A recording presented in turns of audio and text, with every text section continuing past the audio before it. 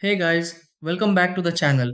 If your Bird Buddy battery is draining faster than expected, you may find yourself recharging the camera every few days instead of enjoying weeks of bird watching.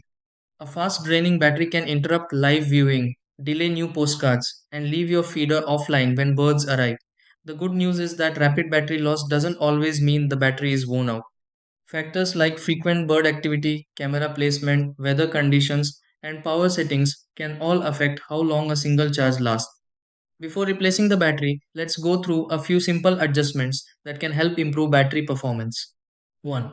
Relocate the feeder away from busy walkways where constant movement triggers the camera.